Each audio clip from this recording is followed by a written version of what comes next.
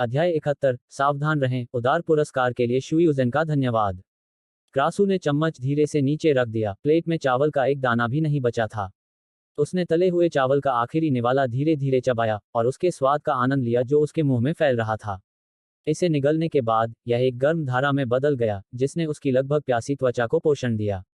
ऐसा लगा मानो नई ऊर्जा का संचार हो रहा हो, और भले ही यह क्षणिक क्षण ही क्यों न हो, इसने जीवन को थोड़ा बेहतर बना दिया। बॉस, एक और सर्विंग दीजिए प्लीज, क्रासू ने चम्मच नीचे रखते हुए और मैग की तरफ देखते हुए कहा।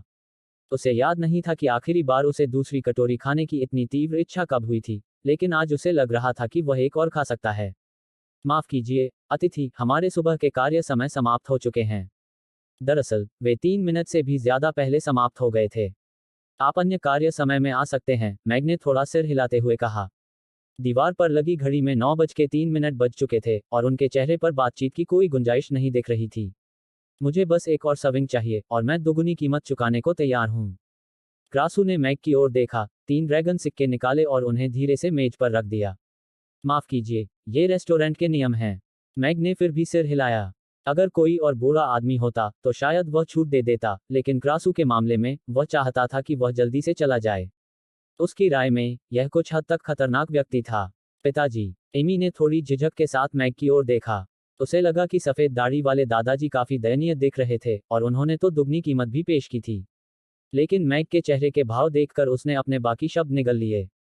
ठीक है, मैं दोपहर को अगली बार आऊंगा। क्रासू ने मैग को गहरी नजर से देखा, जिससे यह स्पष्ट हो गया कि उसे कीमत बढ़ाने की उम्मीद नहीं थी।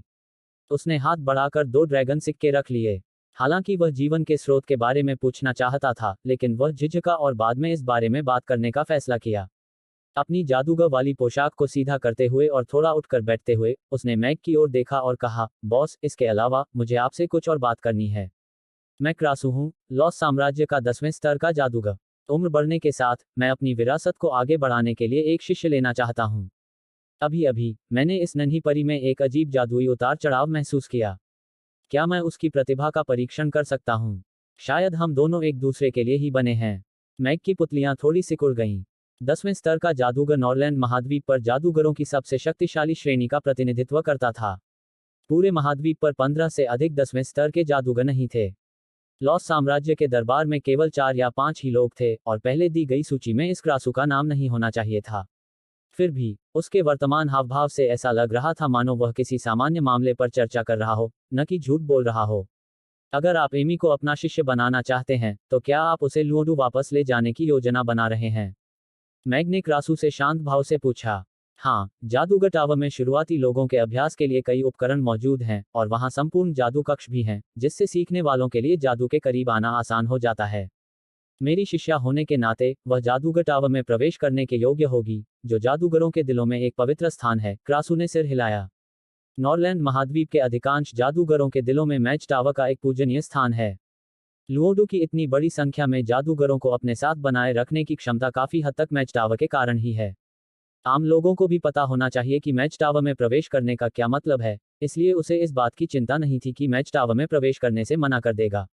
माफ कीजिए, मैं एमी को अपने से दूर नहीं जाने देना चाहता और मैं उसे लुओडू अकेले जाने की अनुमति बिल्कुल नहीं दूंगा।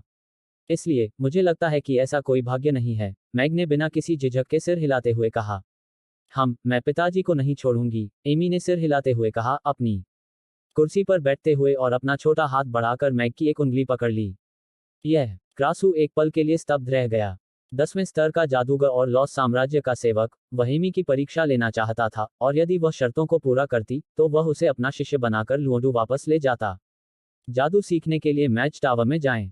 यह स्थिति शाही राजधानी के रईसों को भी पागल कर देती, फिर भी अराजकता के शहर में एक छोटे से रेस्तरां के मालिक ने इसे अस्वीकार कर दिया।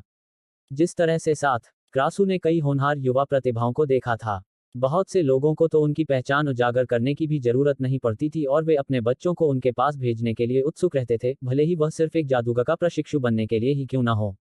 लेकिन मैग ने उसे परीक्षा का मौका देने का इरादा ही नहीं किया।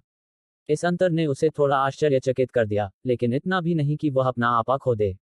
उसने फिर मुस्कुराते हुए कहा, बॉस, आप अराजकता के शहर में हैं, इसलिए हो सकता है कि आप जादूगरों के बारे में ज्यादा न जानते हों।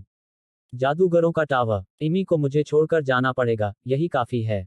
बाकी बातों के बारे में मैं और कुछ नहीं जानना चाहता। मैग ने क्रासू की बात काटते हुए अपनी घड़ी देखी और विनम्रता से मुस्कुराते हुए कहा, माफ कीजिए अतिथिगण, हमें अभी छोटे बच्चे के लिए बकरी का दूध खरीदने जाना है। अगर आपको कोई और काम नहीं है तो कृपया हमारे अगले कार्य समय में वापस आ जाए। अरे हाँ, बदसूरत बत्तख का पेट भूख से लगभग पिचक गया है।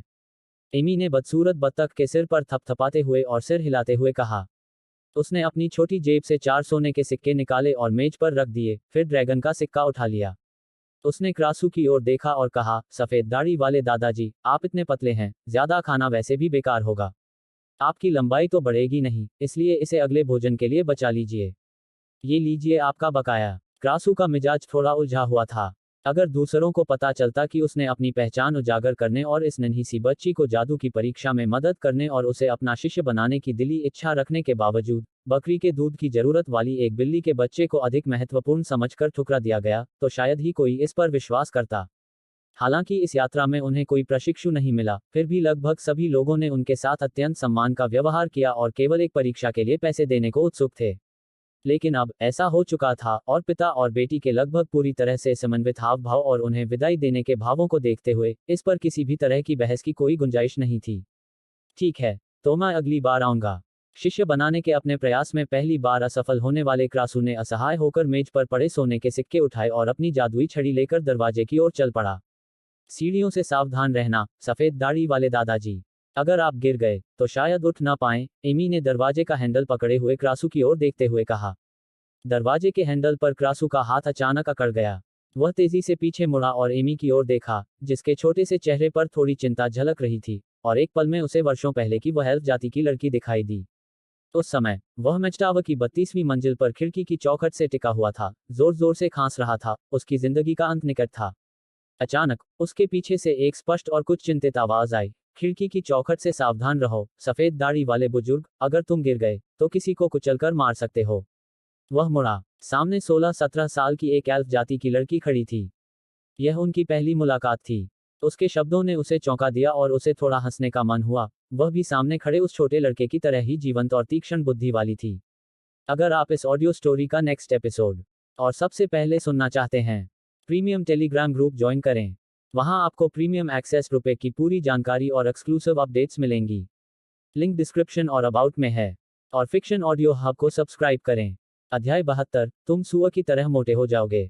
लड़की कुछ देर तक उसे देखती रही, फिर कुछ हद तक बेबसी से एक छोटा सा लौकी का कटोरा खोला और उसे उसकी ओर फेंकते हुए कहा कि यह उसके घर का झरने का पानी है जो उसकी प्यास बुझाएगा, और फिर ऊपर की ओर चढ़ती रही। मैच टावर में हर कोई आसानी से प्रवेश नहीं कर सकता था, खासकर अन्य जातियों के लिए यह एक निषिद्ध क्षेत्र था।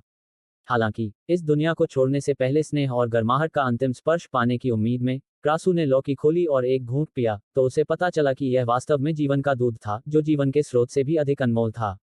केवल 3 बूंदें थीं, लेकिन जीवन के दूध की उन्हीं 3 बूंदों ने उनके जीवन को 10 साल से अधिक समय तक बढ़ाने में मदद की। इतनी कीमती चीज फिर भी उसने सचमुच उसे उस बूढ़े आदमी को दे दिया, जिससे वह संयोग से मिली थी और जिसका नाम तक नहीं जानती थी, मानो वह बिना उसका नाम पूछे ही अपने गृहनगर के झरने के पानी से भरा एक घड़ा किसी को दे रही हो। बाद में उसे पता चला कि वह एल्फ राजकुमारी थी, सिंहासन की इकलौती उत्तराधिकारी। जीवन का वह दूध वास्तव में वह अपने घर से यूं ही लाई थी। उसकी नज़र में वह प्यास बुझाने के लिए एकदम सही था, और उसे बुरी तरह खांसते देख उसने उसे पिला दिया था। यह लॉस साम्राज्य में उनकी पहली यात्रा थी। वे एल्फ जाति के मंत्रियों के साथ एक सौहार्दपूर्ण मुलाकात पर आई थीं। किसी तरह उन्होंने मैच टावर के प्रवेश द्वार पर तैनात पहरेदारों को चकमा दिया और 36वीं मंजिल तक चढ़ गईं। सबसे ऊपरी मंजिल पर पहुंचकर उन्होंने लिखा, एल्फ राजकुमारी यहां आई थीं। और फिर संतुष्टि के साथ टावर से नीचे उतर गईं। उसकी विशेष स्थिति के कारण राजा उसे आसानी से दोषी नहीं ठहरा सकता था। उसने दोनों जातियों के बीच शांति और मित्रता के प्रमाण के रूप में मैच टावर की छत पर हरे रंग की लिखावट की वह पंक्ति भी उसके लिए सुरक्षित रखी थी। ठीक है, अपने विचारों को समेटते हुए क्रासू ने एमी की ओर देखा और मुस्कुराते हुए सिर हिलाया। शायद इसलिए कि उसमें आधा एल्फ खून था, उस छोटी बच्ची की आंखें और भौहें सचमुच उससे थोड़ी मिलती जुलती थीं। उसने दरवाजा खोला और रेस्टोरेंट से बाहर निकल गया। उन्हें कई वर्षों से एल्फ जाति से कोई शुभकामना नहीं मिली थी। उस घटना की सारी जानकारी गुप्त रखी गई थी और उन्होंने केवल अफवाहें ही सुनी थीं। जनरल इलेक्स एक राक्षसी हमले में बुरी तरह घायल हो गईं और उनकी मृत्यु हो गई, और पिछले कुछ वर्षों से उनके बारे में भी कोई खबर नहीं मिली थी। दोनों जातियों के शीर्ष पर बैठे कुछ गिने चुने लोगों को छोड़कर कोई भी इन दोनों घटनाओं को आपस में नहीं जोड़ता था। लगता है ये बॉस नहीं चाहता कि छोटा लड़का उसे छोड़कर जाए। क्या वो उसके साथ जादूगरों के टावर जा रहा है? क्रासू ने रेस्टोरेंट की तरफ पीछे मुड़कर देखा और खुद से बुदबुदाया, फिर अपनी जादुई छड़ी का सहारा लेकर धीरे धीरे चला गया। वो आदमी, वो उस ताबूत के टावर से बाहर क्यों आया? पास ही की मैजिक पोशन शॉप में काले जादूगर के चोगे में लिपटा जूलियन दरवाजे पर खड़ा था और धीरे धीरे जाते हुए क्रासू को घूर रहा था। उसके हाथ में गहरे हरे रंग की आग का गोला नाच रहा था। अचानक उसने अपना सिर घुमाकर पास ही स्थित रेस्टोरेंट की ओर देखा। मैग, एमी को, जिसने अगली डकलिंग को गोद में लिया हुआ था, दरवाजे से बाहर ले जा रहा था। उसकी नज़र एमी पर पड़ी और उसकी भौहें और भी सिकुड़ गईं। उसने धीरे से खुद से कहा, क्या वो बुरा आदमी इस छोटे से बच्चे को अपना शागिर्द बनाना चाहता है? मैग ने दूर से जूलियन की निगाहों को भी महसूस किया था। हालांकि वह जानता था कि एमी एक प्रतिभाशाली लड़की है, फिर भी दूसरों द्वारा देखे जाने का यह एहसास उसे अजीब तरह से अप्रिय लग रहा था। इसके अलावा क्रासू पहले से थोड़ा अधिक गंभीर दिख रहा था। शाही भेंट के रूप में उसका दर्जा एक सम्मान था, लेकिन यह एक प्रकार की जिम्मेदारी और बंधन का भी प्रतीक था। दूसरी ओर काले जादूगर के चोगे में उसका यह पड़ोसी उसे एक अंधकार में जादूगर की तरह सतर्क कर रहा था। चाहे उसकी शक्ल हो, उसकी आवाज हो या उसकी सुस्त चाल, हर चीज से एक ठंडी, उदास आभा निकल रही थी। सुप्रभात, दादा कछुआ खोल। सुप्रभात, काला कोयला और मूंग दाल। एमी रुकी और मुस्कुराते हुए उनका अभिवादन किया। कछुआ, मैग ने भौहें चढ़ा लीं। हालांकि जूलियन थोड़ा को बड़ा था, लेकिन ज्यादातर लोग इस तरह के उपनाम को पसंद नहीं करते। इसे थोड़ा असभ्य भी कहा जा सकता है। एमी शायद अभी यह बात न समझे, लेकिन उसे इसे नजरअंदाज करने में शर्म आ रही थी और वह माफी मांगने ही वाला था। सुप्रभात, जूलियन ने पलकें उठाते हुए जवाब दिया। उसकी आवाज दो धातु के टुकड़ों के बीच घर्षण जैसी थी, जो थोड़ी तीखी और डरावनी थी। मैग ने अपने मुंह से निकले शब्द वापस खींच लिए। ऐसा लग रहा था कि उस आदमी को कोई आपत्ति नहीं थी। हालांकि उसकी निगाहें ठीक वैसी ही थीं जैसी उसने अभी क्रासू पर देखी थीं। अगर यह भी एमी को अपना शिष्य बनाने की सोच रहा था, तो उसकी मुसीबत और बढ़ जाएगी। एमी, ये बदसूरत सी चीज क्या है जिसे तुमने अपनी बाहों में पकड़ रखा है? ब्लैक चारकोल से अभी भी दो पत्ते चिपके हुए थे। उसने अपना सिर झुकाया और एमी की बाहों में बैठी बदसूरत बत्तख को देखते हुए पूछा। यह तुमसे कहीं ज्यादा प्यारा है। लेकिन क्या बिल्लियां सिर्फ सफेद और काली नहीं होती? यह नारंगी और सफेद पैटर्न वाली क्यों है? मून बीन भी आगे झुकी। पहले उसने ब्लैक चारकोल को तिरस्कार भरी नजर से देखा, फिर उत्सुकता से पूछा। म्याओ। बदसूरत बत्तख ने काले कोयले को पुकारा और अपने कोमल छोटे पंजे फैला दिए, मानो वह अपने नुकीले नाखूनों का प्रदर्शन करना चाहता हो। हालांकि अब उसकी आवाज में भी एक कोमल, दूधिया स्वर था। एक बिल्ली। ब्लैक चारकोल चौंक कर पीछे हट गया। लेकिन एमी की बाहों में बदसूरत बत्तख के बच्चे को देखकर उसने अपना सिर फिर से उठाया और कुछ गर्व से कहा, महान लॉर्ड फामा ओडिन बेन एक साधारण बदसूरत, असामान्य रंगों वाली बिल्ली के बच्चे से कैसे डर सकते हैं? ये बिल्ली नहीं है, ये तो बदसूरत बत्तख है। एमी ने सिर हिलाया और बदसूरत बत्तख को दिलासा देने के लिए उसके सिर पर हाथ फेरा। उसने ब्लैक चारकोल की तरफ देखा और कहा, ब्लैक चारकोल, तुम यहाँ सबसे बदसूरत हो। बदसूरत बत्तख अब सिर्फ दूसरे नंबर पर ही आ सकती है। और ये बड़ी हो जाएगी, तुम्हें पता है ना? ब्लैक चारकोल अचानक फिर से थोड़ा घबरा गया। एमी की बाहों में इतराते हुए पूंछ हिला रहे बदसूरत बत्तख के बच्चे को देखकर उसने तिरस्कारपूर्वक कहा, यह स्वामी इस छोटे से जीव से नहीं डरेगा। इन छोटी टांगों के साथ, क्या यह पिंजरे जितनी ऊंची छलांग भी लगा सकता है? और वैसे भी, रेस्तरां में पलते बढ़ते तुम सुअर की तरह मोटे हो जाओगे। चलो, एमी, मुझे थोड़ी देर में रेस्टोरेंट जाकर सामग्री तैयार करनी है। मैग मुस्कुराए और एमी के सिर पर थपथपाया। मीट बन के ब्रेज्ड पोर्क के लिए सामग्री पहले से तैयार करनी पड़ती थी, और जूलियन द्वारा देखे जाने का एहसास उसे थोड़ा असहज कर रहा था। अलविदा। एमी ने हाथ हिलाया और मैग के साथ चली गई। शायद मैं उसकी भी जांच कर सकता हूँ। अगर वह काले जादू के लिए उपयुक्त है, तो उस बूढ़े क्रासू से एक शिष्य छीनना निश्चित रूप से बहुत दिलचस्प होगा।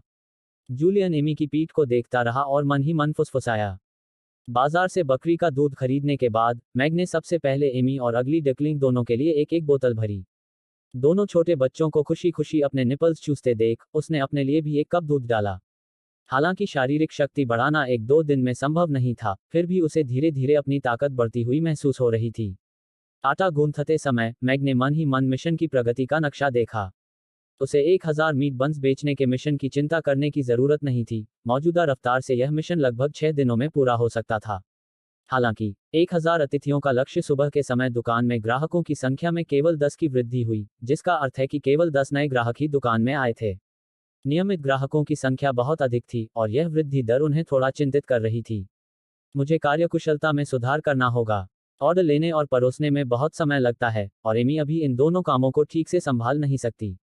लगता है अब कुछ मदद के लिए लोगों को रखने का समय आ गया है, मैग ने मन ही मन सोचा। खरीद सीमा के बारे में उन्हें अभी भी कोई जानकारी नहीं थी। अगर कोई मेहमान जो जल्दी ऑर्डर देने आया है, उसका पेट आधा ही भरा हो और वह और ना खा सके, तो क्या वह भूखा ही रहेगा या कहीं और जाकर खाना जारी रखेगा? अध्याय 73, विंटरमेलन लीजन। 10,000 के इनाम के लिए मोसेटियान्या को धन्यवाद। अंततः मैग ने अपनी स्वयं की कार्यकुशलता में सुधार करके शुरुआत करने का निर्णय लिया। यदि वह खरीदारी सीमित करता है, तो यह मुख्य रूप से टेकआउट के लिए मात्रा को सीमित करने के लिए होगा, जिससे मेहमानों के लिए आपूर्ति को कम करने के बजाय अधिक लोगों को रेस्तरां में आकर भोजन करने के लिए प्रोत्साहित करना सही रास्ता होगा। हालांकि, चूंकि यह एक दूसरी दुनिया है, इसलिए मैग के सामने विचार करने के लिए एक और बहुत महत्वपूर्ण मुद्दा है। यदि भविष्य में ड्रैगन या फॉरेस्ट ट्रोल जैसे विशाल भूख वाले मेहमान प्रकट होते हैं, तो एक मेहमान रेस्तरां की पूरी दैनिक आपूर्ति को अनुबंधित करने में सक्षम हो सकता है। उस समय, क्या उसे आपूर्ति सीमित करने के लिए मजबूर किया जाना चाहिए, या उनके लिए अतिरिक्त बड़े आकार के मांस के बंस बनाने के लिए एक बड़ा ओवन प्राप्त करने के बारे में सिस्टम के साथ चर्चा करनी चाहिए? यह एक ऐसा मुद्दा है जिस पर उसे सावधानीपूर्वक विचार करने के लिए कुछ खाली समय निकालना होगा। आखिरकार सर्गेरस ने भी एक ही सांस में 10 मांस के बंस मांगे थे। बेशक, अभी मुख्य कारण यह है कि वह केवल एक एक करके व्यंजन बेच रहा है, और खाने की हर चीज उसे खुद बनानी पड़ती है। अगर वह भविष्य में हॉट पॉट या मालातांग जैसे सेमी सेल्फ सर्विस व्यंजन पेश करता है, तो यह थोड़ा कम थकाऊ होगा। एडन स्क्वायर में एक विशेष रोजगार एजेंसी है। जिन व्यापारियों को कर्मचारियों की आवश्यकता है और जो नौकरी की तलाश में हैं, वे वहां जा सकते हैं, और एक पूरी औद्योगिक श्रृंखला बन गई है। कहा जाता है कि जब तक वेतन उचित है, किसी भी प्रकार का कर्मचारी मिल सकता है। मैग ने हिसाब लगाया कि 2 दिनों में रेस्टोरेंट की पहली छुट्टी हो सकती है। उस समय वह उस एजेंसी में जाकर देखेगा। भले ही वेतन थोड़ा ज्यादा हो, कोई बात नहीं, लेकिन उसे एक भरोसेमंद, मेहनती और कम बोलने वाला व्यक्ति चाहिए जो अपना काम अच्छे से कर सके। सुबह के समय, मात्र 1 घंटे में 64 मीट बन बिक गए। दोपहर के समय कारोबार का समय आधा घंटा अधिक होता है, इसलिए मैग दोपहर में और अधिक मीट बन बनाने की तैयारी कर रही है। एक और बैच बनाने का मतलब 16 और बन होंगे, जिससे मेहमानों की संख्या बढ़ सकती है। बकरी का दूध पीने के बाद बदसूरत बत्तख सो गई। शायद उसी के प्रभाव से एमी भी काउंटर पर सो गई। मैग ने कांच की खिड़की से एमी की पीठ को देखा, उसके चेहरे पर मुस्कान आ गई। हालांकि इस दूसरी दुनिया में हर तरह की नस्लें मौजूद हैं, लेकिन इन दिनों के बाद उसे लगता है कि जीवन काफी आरामदायक है और खतरे का कोई खास एहसास नहीं है। ग्रे गॉड टेम्पल के प्रबंधन के तहत सिटी ऑफ कैस की सुरक्षा काफी उच्च स्तर की है। यही कारण है कि मैग इलेक्स ने उस समय लगभग अपंग अवस्था में होने के बावजूद सिटी ऑफ कैस में आने का विकल्प चुना। अराजकता में स्थापित यह व्यवस्था अधिक आरामदायक है और विभिन्न जातियों के क्षेत्रों में धन और शक्ति पर आधारित नियमों की तुलना में कमजोरों को सुरक्षा की भावना प्रदान करती है। दोपहर में भी उन्होंने जल्दी खाना खा लिया। अगली डिकलिंग की द्वेषपूर्ण निगाहों को मैग ने नजरअंदाज करना ही बेहतर समझा। वैसे भी, अब वह इन चीजों को खा नहीं सकती। एमी तो बदसूरत बत्तख के ठीक सामने बड़े चाव से खाना खा रही थी। कभी कभी वह चम्मच उसके सामने रख देती और थोड़ी देर रुक जाती, लेकिन उसे जरा सा भी चखने नहीं देती। बदसूरत बत्तख इतना ललचा रहा था कि वह अपने पंजे जोड़कर झुकने लगा, मानो एमी से उसे भी थोड़ा सा चखने देने की भीख मांग रहा हो। इतने कमजोर इरादे के साथ, लगता है यह इस जीवन में कभी गुरु नहीं बन पाएगा। बदसूरत बत्तख के बच्चे को एमी से खाना मांगते देख मैग ने मन ही मन आह भरी। प्रशिक्षण की बात करें तो एमी वाकई ज्यादा सक्षम है। उसने एक नारंगी बिल्ली को इतना प्रशिक्षित किया था कि उसका गुस्सा बिल्कुल शांत हो गया था। तुम्हारे लिए मुझसे मिन्नतें करना बेकार है। वैसे भी, तुम अभी इंद्रधनुषी फ्राइड राइस नहीं खा सकते, मैं तो बस जानबूझकर तुम्हें चिढ़ा रही हूँ। एमी खुशी से हंसी और एक और चम्मच भरकर अगली डकलिंग के सामने लटका दिया। बदसूरत बत्तख का बच्चा धीरे धीरे अपना चेहरा दूसरी तरफ मोड़ लेता है, मानो उसे अपने बिल्ली जैसे जीवन पर संदेह हो रहा हो। दोपहर के भोजन के बाद और प्लेटें साफ करने के बाद, मैग ने बदसूरत बत्तख के बच्चे के लिए बकरी के दूध की एक बोतल डाली। जब उसने बोतल उसे दी, तो बदसूरत बत्तख के बच्चे ने अपने दांत दिखाए और उसे चारों दिशाओं में अपने दांत दिखाए, मानो उसे याद दिला रहा हो कि उसके दांत पूरी तरह से विकसित हो चुके हैं। ये तो बहुत जल्दी बढ़ गए। उन साफ सुथरे छोटे दांतों को देखकर मैग भी थोड़ा हैरान हुआ, लेकिन बदसूरत बत्तख के खुश होने से पहले ही उसने सिर हिलाकर कहा, पर अभी भी काफी नहीं है। पूरक आहार शुरू करने में कम से कम 1 हफ्ता लगेगा, 2 दिन और दूध पीना पड़ेगा। बदसूरत बत्तख का बच्चा तुरंत निराश हो गया, रूठकर पैसिफायर को काटने लगा। मैग और एमी से अपना चेहरा फेर लिया और चुपचाप दूध पीने लगा। इन दोनों को देखकर उसे बहुत अजीब लग रहा था। दोपहर के समय भोजन करने वालों की संख्या मैग की कल्पना से भी कहीं अधिक थी। क्योंकि रेस्टोरेंट की लोकेशन थोड़ी दूर है, इसलिए कम लंच ब्रेक वाले मेहमानों को यहां आना असुविधाजनक लगता है, और प्रति भोजन कम से कम 300 तांबे के सिक्कों की कीमत हर कोई दिन में 3 बार वहन नहीं कर सकता। इसलिए रेस्टोरेंट ने अंततः दोपहर के समय मेहमानों की एक नई छोटी लहर का स्वागत किया। वहां वहाँ गाड़ियों को थोड़ा दूर पार्क करो। रेस्तरां में आने वाले मेहमानों की भूख पर असर मत डालो। क्या तुमने नहीं देखा कि उन्होंने इतना बड़ा पारदर्शी क्रिस्टल का टुकड़ा लगाया है? यह मेहमानों को एडन स्क्वायर का सुंदर दृश्य दिखाने के लिए है। हैरिस गाड़ी से उतर गया और अपने गोल मटोल हाथों से पीछे आ रही कुछ गाड़ियों को थोड़ा दूर पार्क करने का इशारा किया। 5 शानदार ढंग से कपड़े पहने हुए युवक गाड़ियों से उतरे। उनके शरीर की बनावट लगभग एक जैसी थी, चौड़ी मोटी टांगें, चौड़ी कमर और गर्दनें लगभग उनके सिर जितनी मोटी। वे 6 एक घेरे में इकट्ठा हो गए, 6 मोटे भाइयों की तरह दिख रहे थे।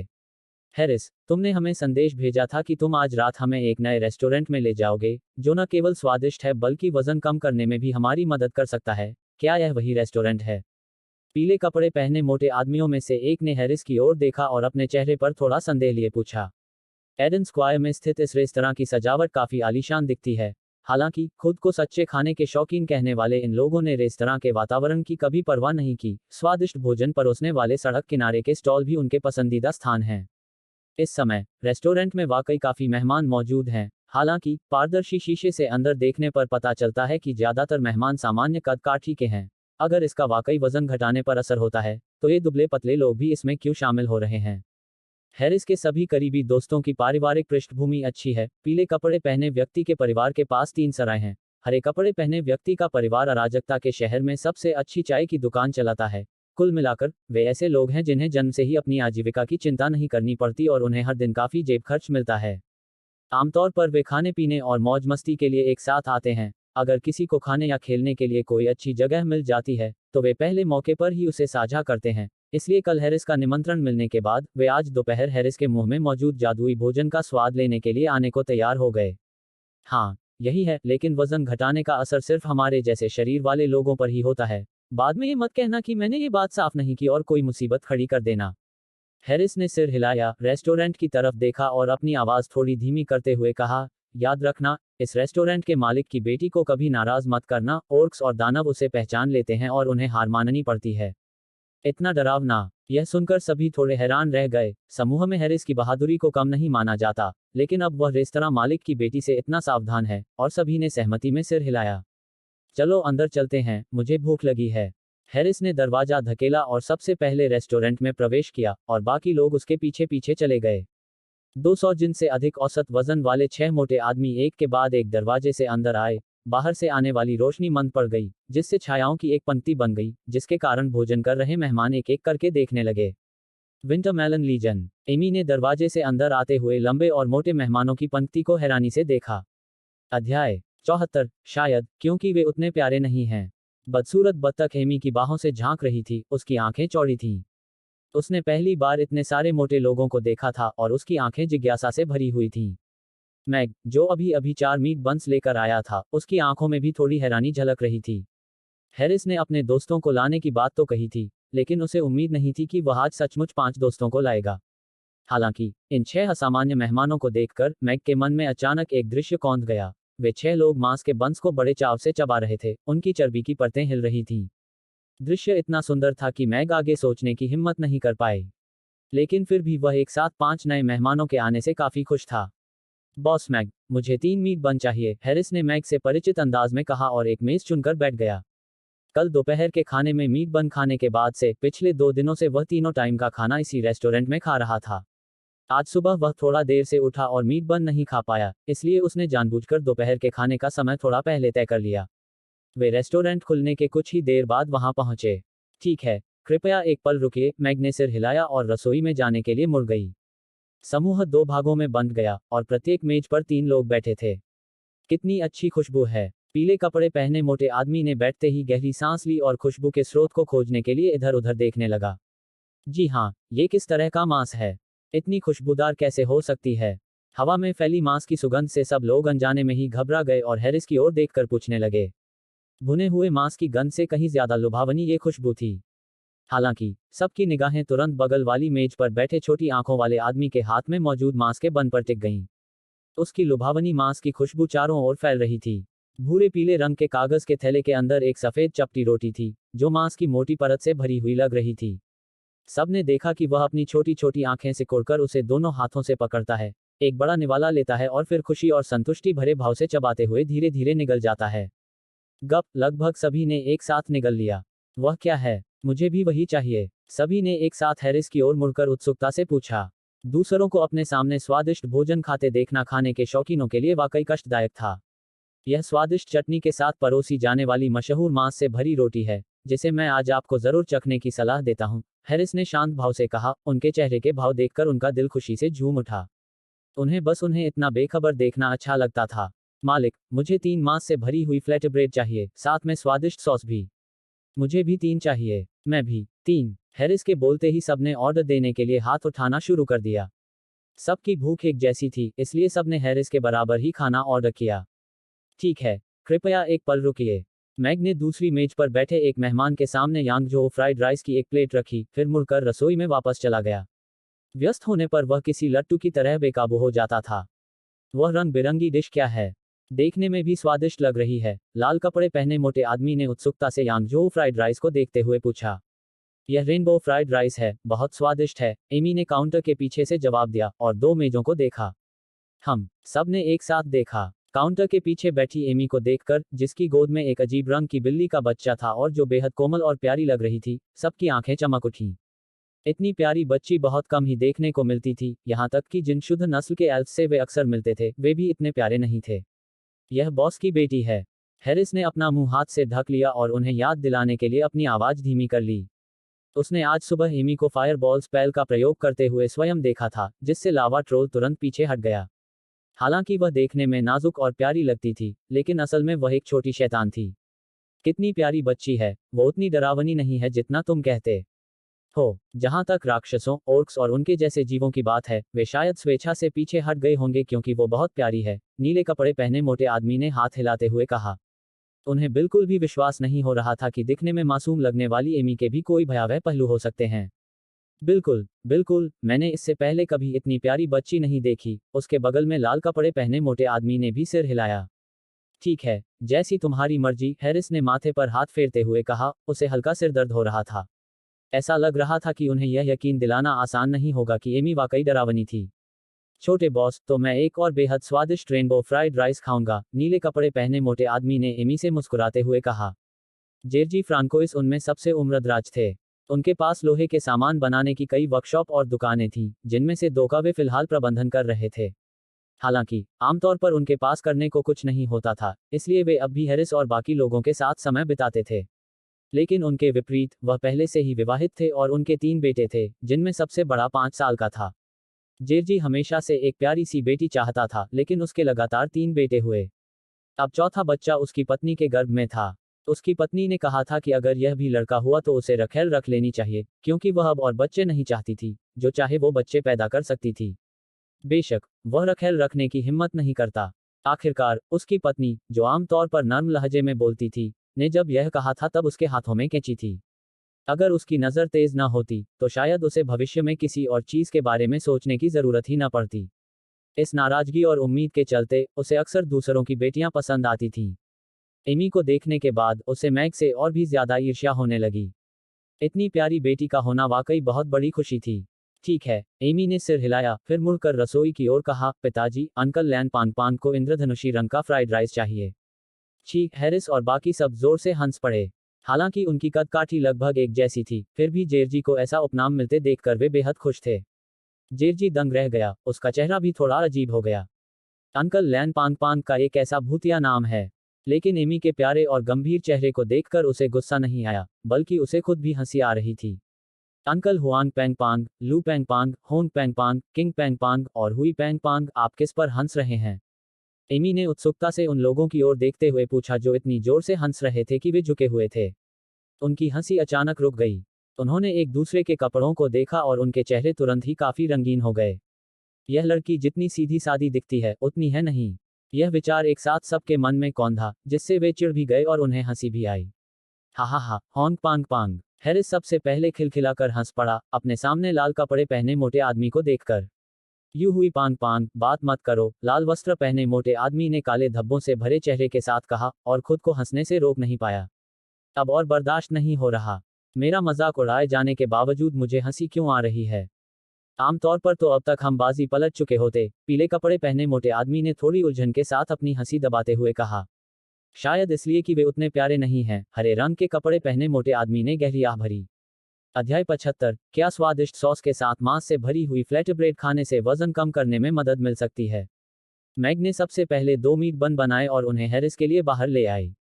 पैन में रखे बाईजी बन को बैचों में डाला गया था, उन सभी को एक साथ पकाना असंभव था, इसलिए बाकी को धीरे धीरे पकाना पड़ा। इसके अलावा मीट बन को गर्मागर्म ही खाना सबसे अच्छा होता है। मांस का स्वादिष्ट रस अभी भी अंदर रिस रहा है, जिससे बाहरी बाईजी बन की कुरकुरी और क्रंची बनावट पर कोई असर नहीं पड़ता है। इसलिए भले ही कोई मेहमान एक साथ कई मीट बन्स का ऑर्डर दे, मैग उन्हें बैचों में परोसेगा। बेशक जो पहले ऑर्डर करेगा उसे पहले परोसा जाएगा। कृपया आनंद लें। मैग मुस्कुराई और सिर हिलाया, फिर मुड़कर रसोई की ओर चली गई। जिस अतिथि ने अभी अभी यांगजो फ्राइड राइस का ऑर्डर दिया था, वह पहले से ही कुछ देर से इंतजार कर रहा था। यह खुशबू, सामने बैठा लाल कपड़े पहने मोटा आदमी मांस की भरपूर खुशबू को सूंघते हुए अपनी आंखों में चमक खो बैठा। दोनों हाथों में मांस का बन पकड़े हैरिस को देखकर उसने बड़ी उत्सुकता से कहा, हैरिस मुझे पहले एक निवाला खाने दो। मुझे भी एक टुकड़ा चाहिए। पास ही में हरे रंग के कपड़े पहने मोटे आदमी ने भी झुककर कहा, बाईजी बन के अंदर भरे हुए चर्बी और दुबले मांस को देखकर मुझे बहुत भूख लग रही थी। बिल्कुल नहीं, हैरिस ने बिना किसी झिझक के अपना सिर हिलाया। अगर कोई और बात होती तो उसे अपना खाना पहले आने और उसे सबके साथ बांटने में कोई आपत्ति नहीं होती, लेकिन मीट बन तो बिल्कुल ही नामुमकिन था। वह सुबह जल्दी आने के बाद से पूरी सुबह बिना मीट बन खाए ही गुजार चुका था। हालांकि यांगजो फ्राइड राइस का स्वाद भी अच्छा था, लेकिन यह उस अद्भुत आनंद से बहुत दूर था जो मीट बन ने दिया था। उत्सुकता से उसे देख रही भीड़ को देखकर वह मुस्कुराया और बोला, आप लोग बस अपने लिए इंतजार कीजिए, मैं अब खाना शुरू कर रहा हूँ। क्या यह वाकई इतना स्वादिष्ट है? सभी लोग थोड़ी जिज्ञासा महसूस करते हुए सोचने लगे। हैरिस आमतौर पर सहज स्वभाव का था। जब भी वे बाहर खाना खाने जाते और उसका खाना सबसे पहले आता, तो वह हमेशा खुशी खुशी सबके साथ बांटता था। लेकिन आज वह उन्हें एक निवाला भी नहीं खाने देगा। इस असामान्य व्यवहार ने उनकी आशंकाओं को और भी बढ़ा दिया। हैरिस ने अपने दाहिने हाथ में मांस का बन उठाया और एक बड़ा टुकड़ा खा लिया। जीभ की नोक पर उस स्वादिष्ट स्वाद को घुलते हुए महसूस करते ही वह अपनी आंखें बंद करने से खुद को रोक नहीं पाया और उसके चेहरे पर एक आनंदमय मुस्कान आ गई। यह एहसास सचमुच बहुत ही अद्भुत था। गटक, सबकी निगाहें सीधे सामने टिकी हुई थीं। उन्हें इतने संतोष भरे भाव से निगलते देख उनके गले भी अपने आप ऊपर उठने लगे।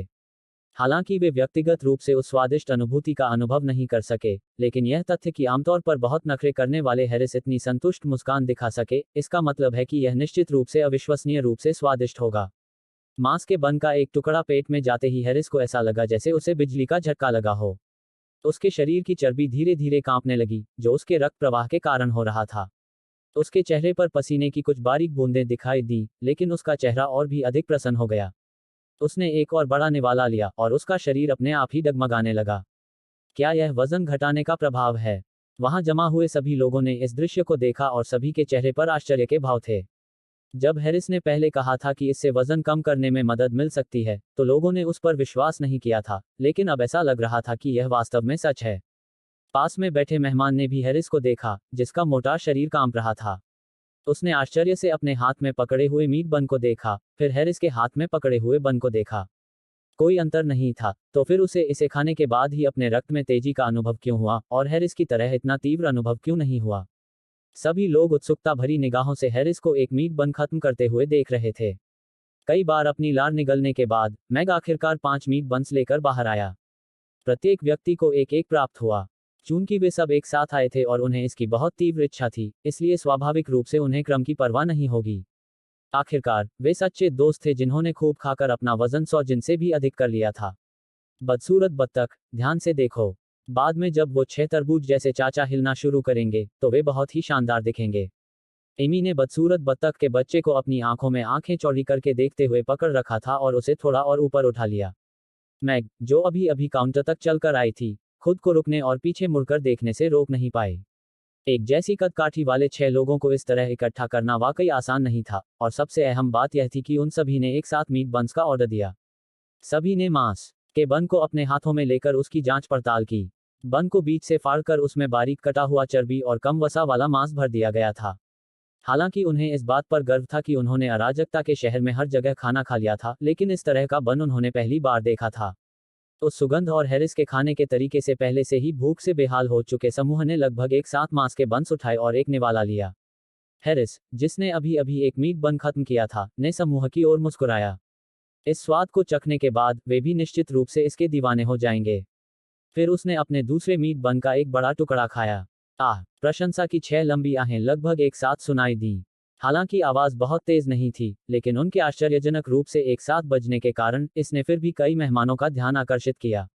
जिन मेहमानों ने मीट बन का स्वाद चखा था, वे जानते थे कि पहली बार निगलते समय जो आवाज आती है, वह इच्छाशक्ति से नियंत्रित नहीं होती। यह पूरी तरह से शरीर की सबसे प्रामाणिक प्रतिक्रिया होती है, संतुष्टि की वह अनुभूति जिसे आप नियंत्रित नहीं कर सकते। इसलिए इस बात को लेकर घृणा की कोई भावना नहीं थी, बल्कि दूसरों को ठीक वैसे ही मूर्ख बनते देखकर थोड़ा मनोरंजन हुआ जैसा उन्होंने शुरू में किया था। हालांकि जिन मेहमानों ने अपना सिर घुमाया, वे जल्द ही जम गए।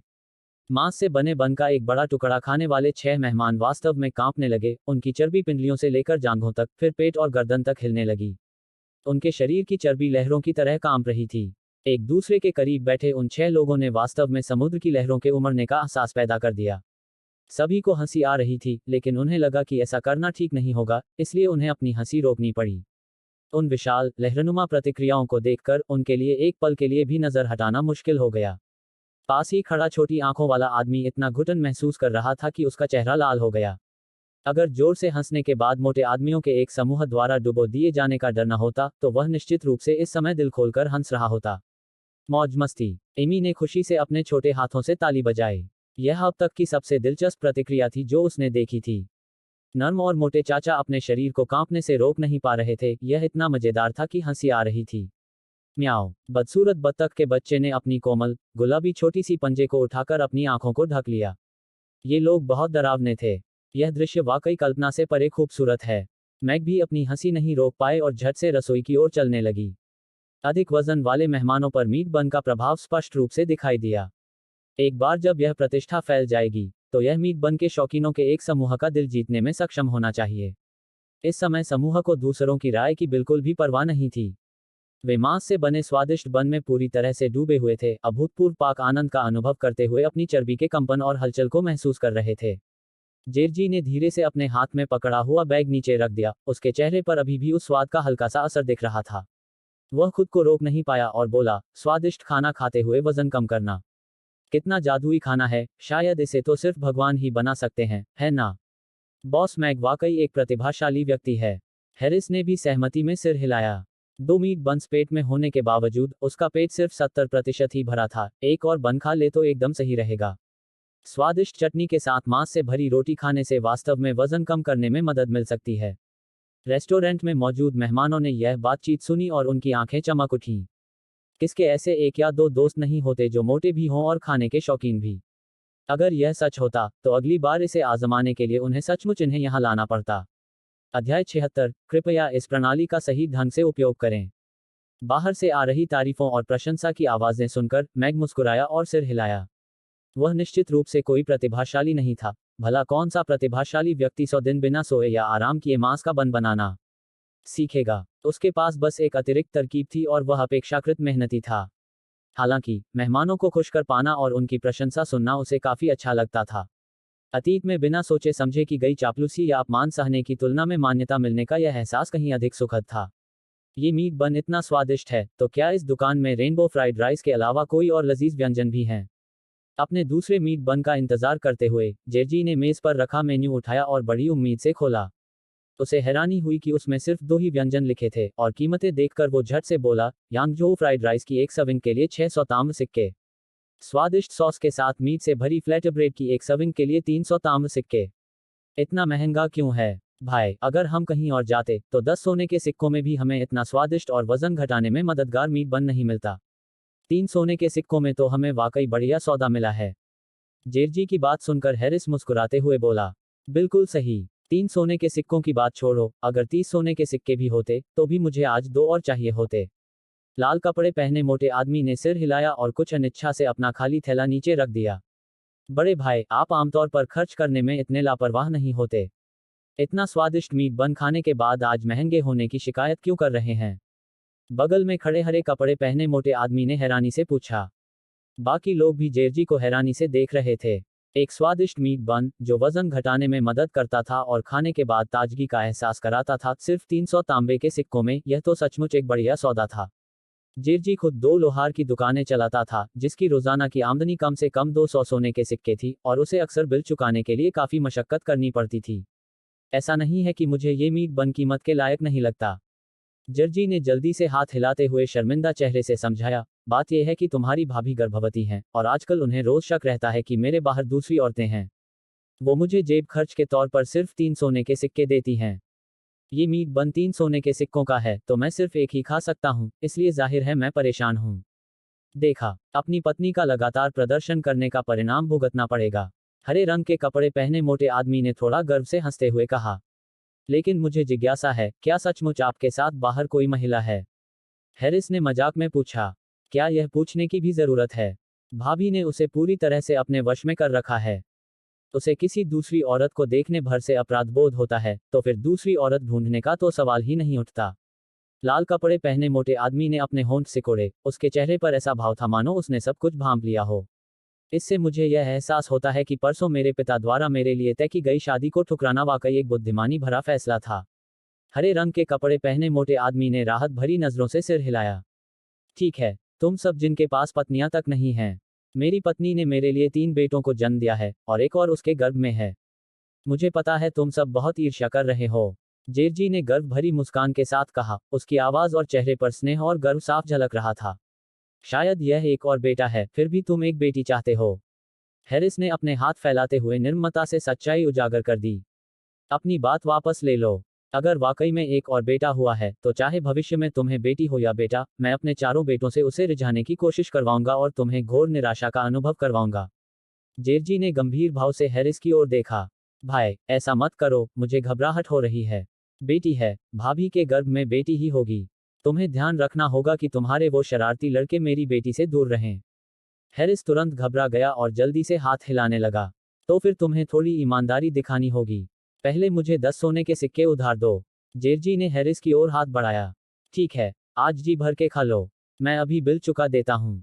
हम भाई हैं, उधार देने या ना देने की बात क्यों करें? हैरिस मुस्कुराया और जर्जी का हाथ झटक दिया। नहीं, मैं आपकी भाभी के लिए कुछ लेकर आ रही हूँ। उन्हें आजकल कुछ भी खाने की इच्छा नहीं हो रही है। मैं आज घर पर ही उनके साथ समय बिताने के लिए आई थी, लेकिन जब मैंने सुना कि यहाँ कुछ बहुत स्वादिष्ट है, तो मैं यह देखने आई कि क्या उनके लिए कुछ उपयुक्त है। मैं आपको इसके लिए पैसे नहीं देने दे सकती। अरे वाह, बड़े भाई, आप वाकई बहुत अच्छे इंसान हैं। भाभी भले ही आपके साथ ऐसा बर्ताव करती हों, फिर भी आप उनके लिए कुछ स्वादिष्ट लाने के बारे में सोच रहे हैं। हैरिस ने भावुक होकर आह भरी, लेकिन फिर भी अपने पास से एक ड्रैगन सिक्का निकाला और जेरजी को दे दिया। ये क्या? जब उसने हमारे पहले बच्चे को जन्म दिया, तो प्रसव बहुत कठिन था और वह लगभग मर ही गई थी। मैंने उससे कहा था कि और बच्चे मत पैदा करो, लेकिन वह जानती थी कि मुझे बेटी चाहिए, इसलिए उसने हमारे दूसरे बच्चे को जन्म दिया, फिर अगले साल तीसरे को, और अब वह चौथे बच्चे की उम्मीद कर रही है।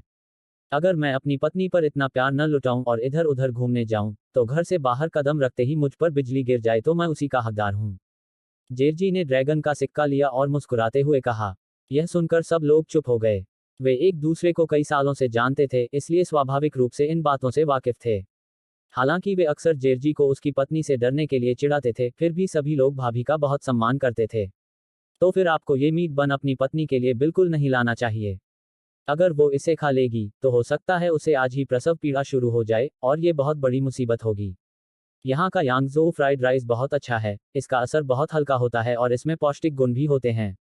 आप अपनी पत्नी के लिए एक सर्विंग ला सकते हैं, ये बच्चे के लिए अच्छा हो सकता है।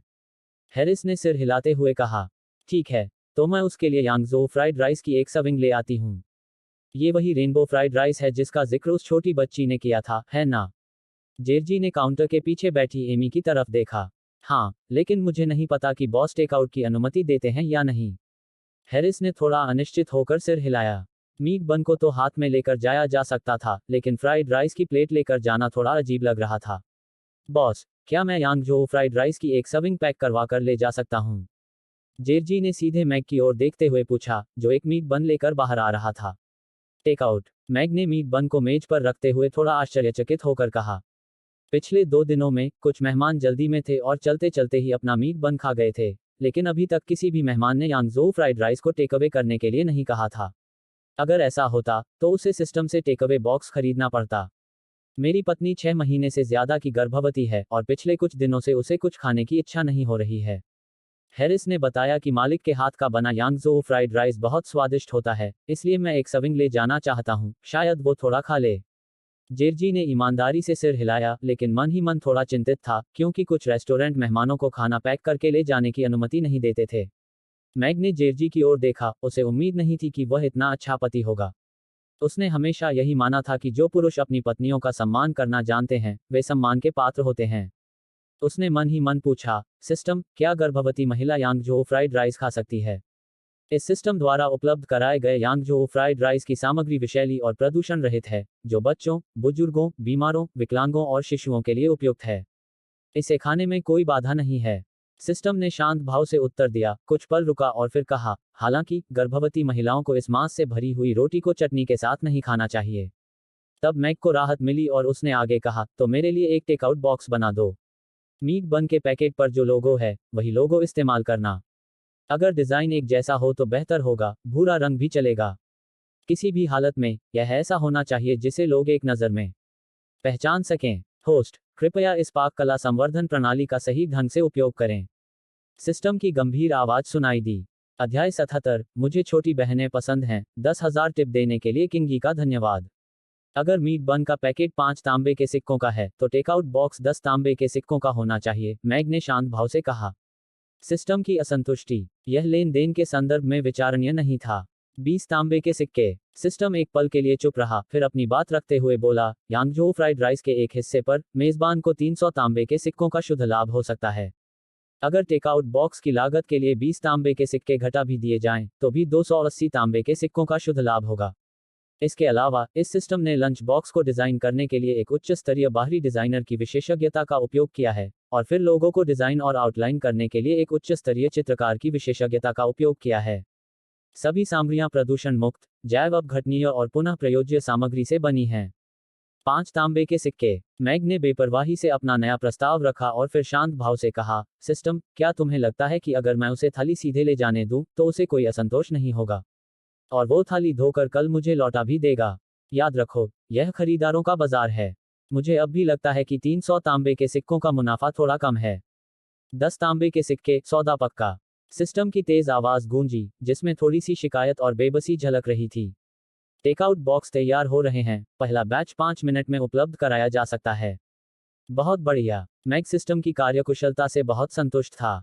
उसने जेरजी की ओर मुड़कर मुस्कुराते हुए कहा, जरूर, लेकिन टेकआउट के लिए 20 तांबे के सिक्कों का अतिरिक्त पैकेजिंग शुल्क लगेगा। 20 तांबे के सिक्के, ठीक है। कृपया मेरे लिए एक पैक कर दीजिए। मुझे अपने हिस्से के लिए एक की जरूरत नहीं होगी। जेरजी ने थोड़ी देर सोचने के बाद सीधे सिर हिलाया।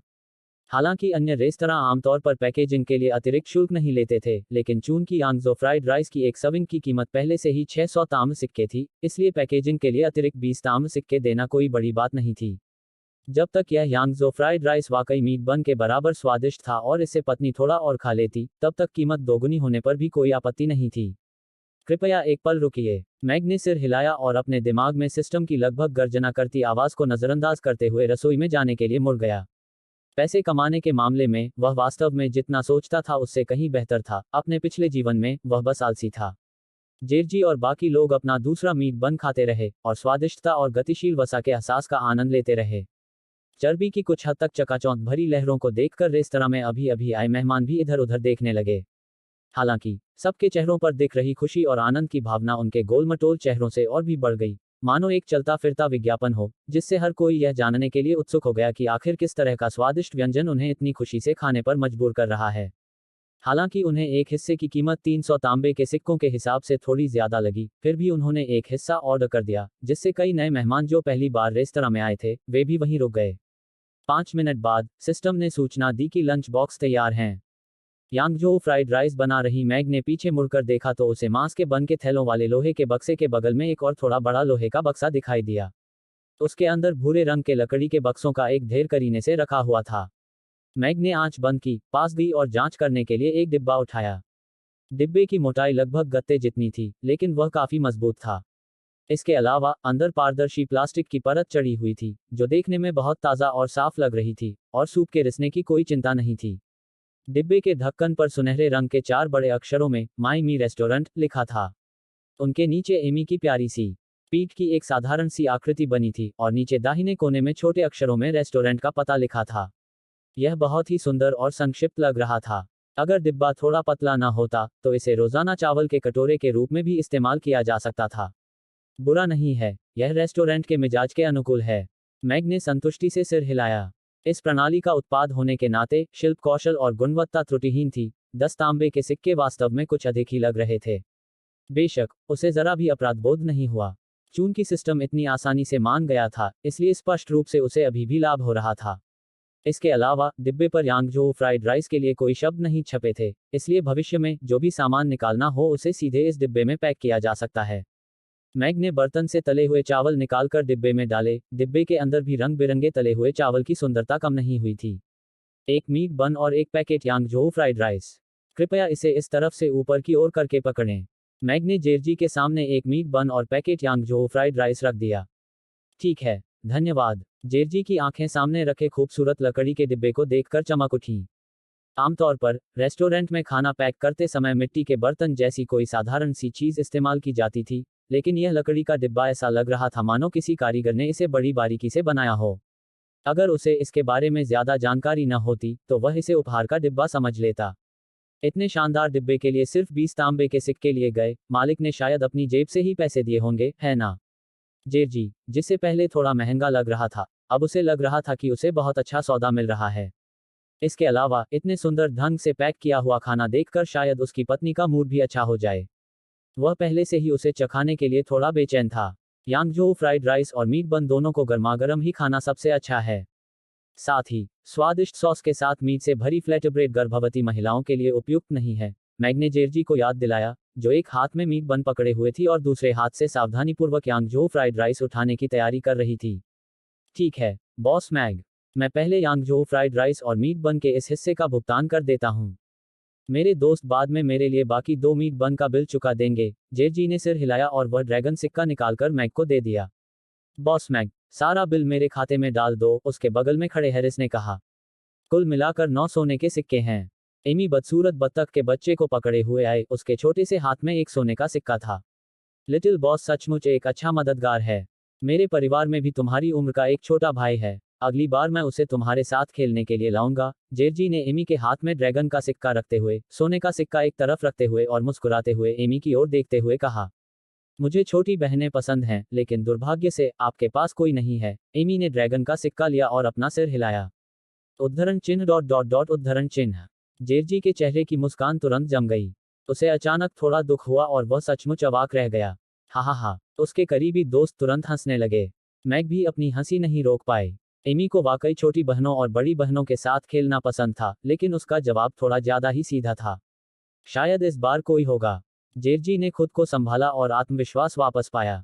उसने हैरिस और बाकी लोगों से कहा, तो मैं पहले तुम्हारी भाभी को खाना दे देता हूँ। अगली बार मेरी तरफ से दावत होगी। ठीक है, ठीक है। लेकिन मुझे लगता है कि कल से आपको अपनी भाभी के लिए खाना खरीदने के लिए हर रोज लाइन में लगना पड़ेगा, हैरिस ने हाथ हिलाते हुए मुस्कुराते हुए कहा। मैं इस विचार से सहमत हूँ, हरे कपड़े पहने मोटे आदमी ने सिर हिलाया। कहिए, अगर हम बाहर जाए बिना घर पर ही तरह तरह के स्वादिष्ट भोजन का आनंद ले सकें तो कितना अच्छा होगा। लाल कपड़े पहने मोटे आदमी ने विलाप करते हुए कहा, जब उसने जेरजी को ध्यान से तले हुए चावल बाहर ले जाते हुए देखा। तुम्हारा परिवार बॉस मैग जैसे शेफ को काम पर रखने का खर्च नहीं उठा सकता, हरे रंग के मोटे आदमी ने मजाक उड़ाते हुए कहा। नहीं, मेरा मतलब है, अगर मालिक किसी को हमारे घरों तक यह स्वादिष्ट खाना पहुंचाने के लिए ढूंढ सके, तो मैं थोड़ा अधिक खर्च होने पर भी भुगतान करने को तैयार हूं, लाल कपड़े पहने मोटे आदमी ने सिर हिलाते हुए कहा। क्या यह सिर्फ टेकआउट डिलीवरी नहीं है? मैग, जो रसोई की ओर मुड़ने ही वाला था, अजीब से भाव के साथ अचानक रुक गया। जैसा कि उम्मीद थी, किसी भी दुनिया के ओटाकू को टेकआउट जैसी चीजें बहुत पसंद आती हैं। मैग मुस्कुराते हुए सिर हिलाए बिना नहीं रह सका। हालांकि वह पहले ज्यादातर रेस्टोरेंट में खाना खाता था, लेकिन कभी कभार वह टेकआउट भी ऑर्डर कर लेता था। हालांकि टेकआउट ऑर्डर के जरिए अपना पता लीक होने और नफरत भरे ईमेल मिलने से बचने के लिए वह आमतौर पर टेकआउट ऑर्डर करते समय सोशल मीडिया प्लेटफॉर्म पर शिकायत नहीं करते थे। इसके अलावा समय की देरी के कारण रेस्तरां में ताज़ा पका हुआ खाना खाने की तुलना में बनावट और स्वाद में आमतौर पर अंतर होता है, इसलिए इसके आधार पर निर्णय लेना अनुचित होगा। हालांकि वह थोड़ा तीक्ष्ण जुबान वाला था, लेकिन वह किसी रेस्तरां की गुणवत्ता का आकलन करने के लिए ऐसी बातों का इस्तेमाल करना पसंद नहीं करता था। आखिरकार यह सब उसकी अपनी आलस्य पर निर्भर था, और यही कारण था कि उसे बाहर से खाना मंगवाना पसंद नहीं था। इसके अलावा आधुनिक टेकआउट मुख्य रूप से सूचना के त्वरित आदान प्रदान पर निर्भर करता है। चाहे कॉल करके ऑर्डर देना हो या विभिन्न टेकआउट ऐप्स के माध्यम से सीधे ऑर्डर करना हो, लेन देन तभी पूरा होता है जब खरीदार और विक्रेता आपस में बातचीत कर लेते हैं। नॉरलैंड महाद्वीप का तकनीकी स्तर उतना उन्नत नहीं है, इसलिए इस समस्या का समाधान शायद कम समय में नहीं हो पाएगा। इसके अलावा हाल ही में उनका टेकआउट कारोबार बढ़ाने का कोई इरादा नहीं था। फिलहाल सबसे जरूरी है रेस्टोरेंट में बैठकर खाने वाले ग्राहकों की संख्या बढ़ाना। 1000 ग्राहकों को रेस्टोरेंट में बैठकर खाना खिलाने का लक्ष्य जल्द ही पूरा होने वाला है। अगर मैं सचमुच टेकआउट डिलीवरी करना चाहता, तो वे बेरोजगार, बेसहारा योद्धा डिलीवरी राइडर के लिए अच्छे उम्मीदवार होते। उनके पास अपना वाहन होता है और वे आमतौर पर अराजकता के शहर की सड़कों से अच्छी तरह परिचित होते हैं। मैग ने रसोई में प्रवेश करते हुए धीरे से बुदबुदाया। रेस्तरां में दोपहर की भीड़ बंद होने के समय तक जारी रही। मैग ने रेस्तरां में अभी अभी प्रवेश करने वाले कई मेहमानों के खाने के अनुरोधों को शांतिपूर्वक अस्वीकार कर दिया। मीट बंस बिक चुके थे और वह वास्तव में काफी थका हुआ था। वाह! मैग ने दरवाजा बंद किया, एक लंबी आह भरी और पास ही रखी एक कुर्सी पर बैठ गई। पिताजी, हमने आज दोपहर कुल 96 मीट बन और 24 सर्विंग यांगजो फ्राइड राइस बेचे और 432 सोने के सिक्के प्राप्त किए। एमी ने अगली डकलिंग को पकड़े हुए चलते हुए मैग की ओर खुशी से देखते हुए कहा। इतना ज्यादा? मैग भी थोड़ा हैरान थी। महज एक दोपहर का कारोबार 400 सोने के सिक्कों से अधिक था और सामग्री की लागत घटाने के बाद शुद्ध लाभ 200 सोने के सिक्कों से अधिक था। सुबह की 100 सोने के सिक्कों से अधिक की शुद्ध आय और शाम के 4 घंटे के कारोबार को देखते हुए, यदि मांस के बन की संख्या मांग के अनुसार बढ़ती रही, तो आय संभवतः फिर से दोगुनी हो सकती है। इसके अलावा मैग को और भी अधिक खुशी इस बात से हुई कि आज दोपहर नए मेहमानों की संख्या 40 तक पहुंच गई। इस वृद्धि दर ने उन्हें 15 दिनों में 1000 तक पहुंचने की संभावना दिखाई। अब यह संख्या 215/1000 थी। हाँ, बिल्कुल सही, पिताजी जो इंद्रधनुषी रंग के फ्राइड राइस और मीट बन बनाते हैं, वे इतने स्वादिष्ट होते हैं कि बच्चे उन्हें खाने से खुद को रोक नहीं पाते।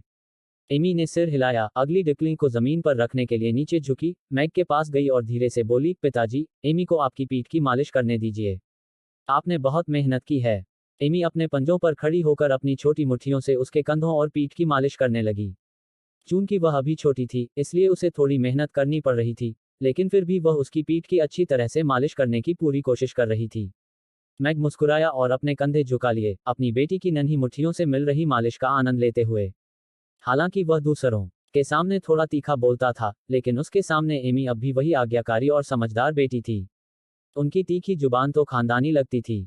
इस पर काबू पाना नामुमकिन था। वे बस इतना ही कर सकते थे कि मेहमानों को थोड़ा और समझदार बनने के लिए कहें।